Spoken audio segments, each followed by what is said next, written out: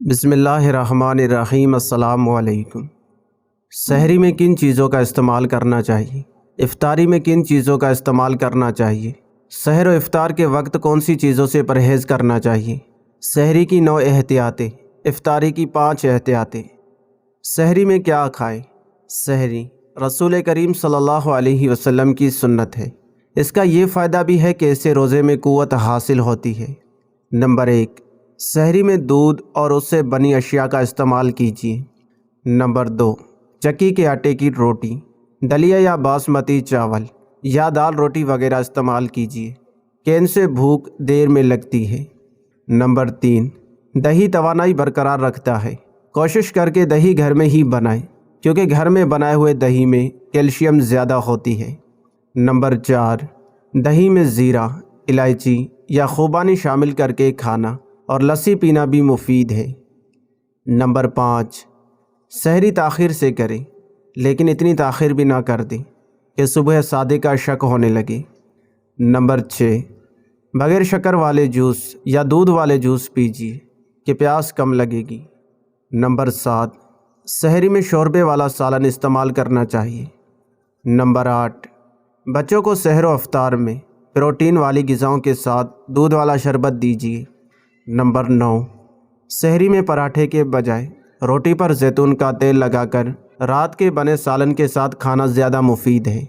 Number 10، روزے کا دورانیہ طویل ہو تو پیاس سے بچنے کے لیے کھجور کے شیک میں ORS ڈال کر پی لیں، یہ پانی کی کمی سے محفوظ رکھے گی۔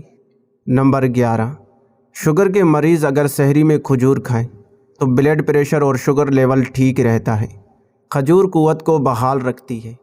نمبر 12، سحری میں کیلا کھانا بہت ہی مفید ہے۔ افطاری میں کیا کھائیں؟ نمبر 1، روزے رکھنے سے شام کے وقت کمزوری محسوس ہونے لگتی ہے جبکہ کھجور کھانے سے جلد توانائی بحال ہو جاتی ہے کیونکہ یہ غذائیت سے بھرپور ہوتی ہے اور کھجور سے افطار کے پیچھے یہی حکمت کار فرما ہے۔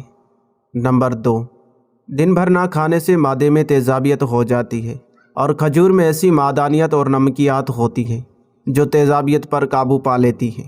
نمبر 3، افطاری کے بعد کے اوقات میں پانی کا زیادہ سے زیادہ استعمال کیجیے تاکہ دن کے وقت جسم میں پانی کی کمی سے بچا جا سکے۔ نمبر 4، روزہ کھولنے کے لیے کھجور، دہی، پانی یا تازہ پھلوں کے رس نوش کیجیے۔ نمبر 5، ایسے پھل اور سبزیاں جن میں پانی کی وافر مقدار موجود ہو، مثلاً خربوزہ، تربوز، کھیرا، ٹماٹر، انگور، سنگترا، پپیتا اور اناناس وغیرہ کا استعمال بہت مفید ہے۔ نمبر 6، رمضان میں زیادہ سے زیادہ موسمی پھل استعمال کریں۔ نمبر 7، افطاری میں ان غذاؤں کا انتخاب کریں جو معدنیات سے بھرپور، نرم اور جلد ہضم ہونے والی ہوں۔ نمبر 8، کولڈ ڈرنک اور بازاری مشروبات کے بجائے روایتی مشروبات مثلاً لسی، شکنجبین، فالسے کا شربت اور ملک شیک وغیرہ پینا آپ کی صحت اور جیب دونوں کے لیے مفید ہے۔ نمبر 9، افطار کے بعد نماز مغرب مسجد میں باجماعت ادا کریں تاکہ افطار اور کھانے کے درمیان وقفہ ہو جائے اور فرض بھی ادا ہو جائے۔ ایسا کرنے سے کھانا کچھ کم کھایا جائے گا اور ہمارا وزن بھی قابو میں رہے گا۔ نمبر 10، بیمار حضرات خصوصاً ذیابیطس یا دل کے امراض میں مبتلا افراد کو اپنے معالج یعنی ڈاکٹر کے مشورے سے کھانا پینا چاہیے۔ سحری کی احتیاطیں۔ نمبر 1، سحر و افطار میں متوازن خوراک ہی صحت کی ضامن ہوتی ہے۔